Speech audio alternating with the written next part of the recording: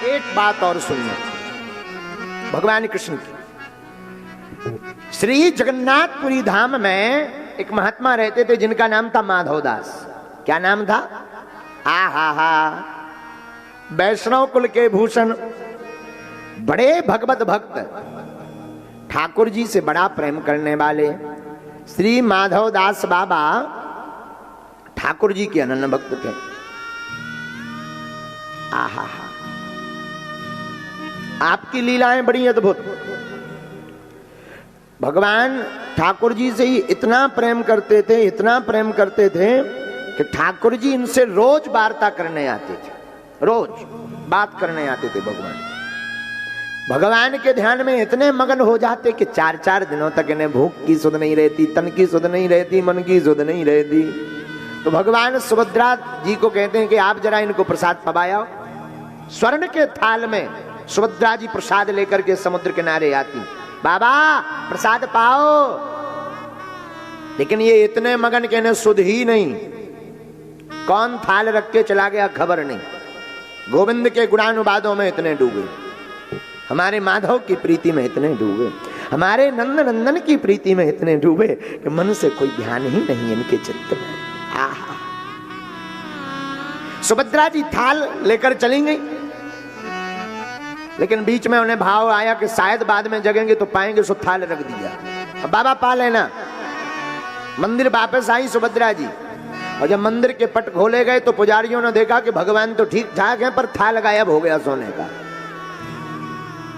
ओहो, अब तो जगह तगह राजाओं के क्षेत्र में था मंदिर जगन्नाथ जी का, यत्र तत्र सर्वत्र देखा गया, थाल कहां गया, सोने का थाल कहां गया।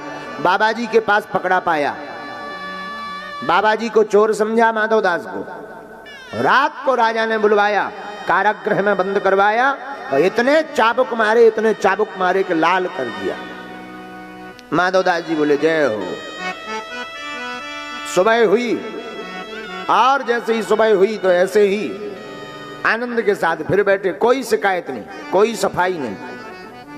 भगवान पुजारियों के स्वप्न में गए, सुनो जो तुमने हमारे भक्त, परम प्रिय भक्त माधवदास बाबा को पीटा है ना, वो पीड़ा उनको नहीं, वो पीड़ा हमको हुई है।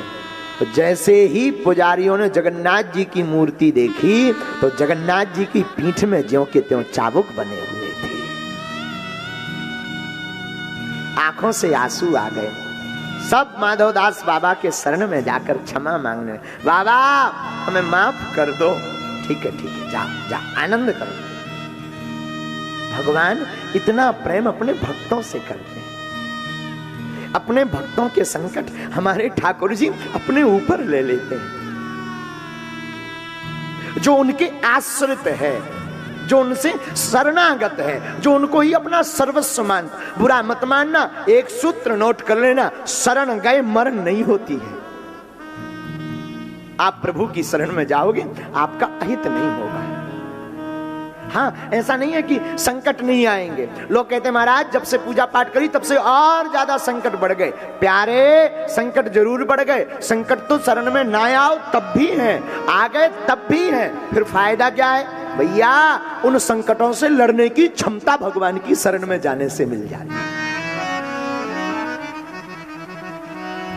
फायदा है ना, भगवान की शरण में जाने से उन संकटों से, उन विपदाओं से लड़ने की सामर्थ्यता आ जाती है।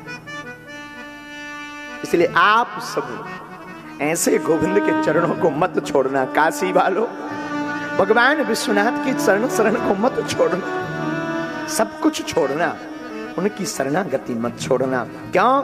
क्योंकि एक प्रभु ही एक ऐसे हैं, हमारे ठाकुर ही ऐसे हैं जो अपने भक्त को सदा प्रसन्न देखना चाहते हैं।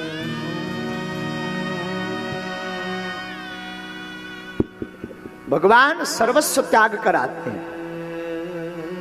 जिंदगी में कोई अपना नहीं है। जैसे तुम अपना मान रहे ना, ये हमारी पत्नी, ये हमारे पुत्र, ये हमारे बच्चे, ये परिवार, ये संसार, ये सब मरघट तक की यात्रा के साथी हैं।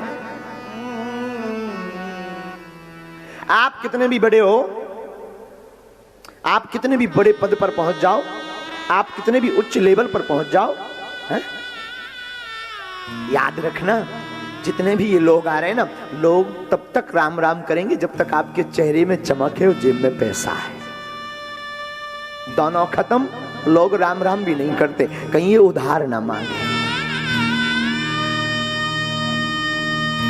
याद रखना, इसलिए किसी को अपना मत मानो, मानना है तो ठाकुर को ही अपना सर्वस्व मानो, जो निस्वार्थी है उनको अपना मानो। ये आप कह रहे हैं ना, ये जगत महाराज बड़ा प्रेम करता संसार, भैया ये संसार स्वार्थ लाग करही सब प्रीति। देख लेना, कभी अनुभव कर लेना, साफ स्वार्थ बस प्रीति करते हैं। मरघट पर जाने के बाद ये जगत साथ छोड़ देता है, पुत्र साथ छोड़ देते हैं, जिनको तुमने जाया है, जिन पर करोड़ों खर्च किए, ये भी साथ छोड़ देते हैं। इनकी तो छोड़ो, जिस काया को तुमने जिंदगी भर रगड़ रगड़ करके तैयार किया, आग लगने पर ये भी साथ छोड़ देती। साथ रहता है तो केवल गोविंद का भजन रहता है। हमारा सच्चा साथी अगर कोई है ना, हमारे जीवन में दो ही रिश्तेदार हैं। पूछो क्या, कौन कौन दोनों रिश्तेदार हैं? पूछो ना, कौन कौन? एक हमारी राधा रानी, दो ही रिश्तेदार हैं। एक हमारी राधा रानी, दूजे बांके बिहारी सरकार।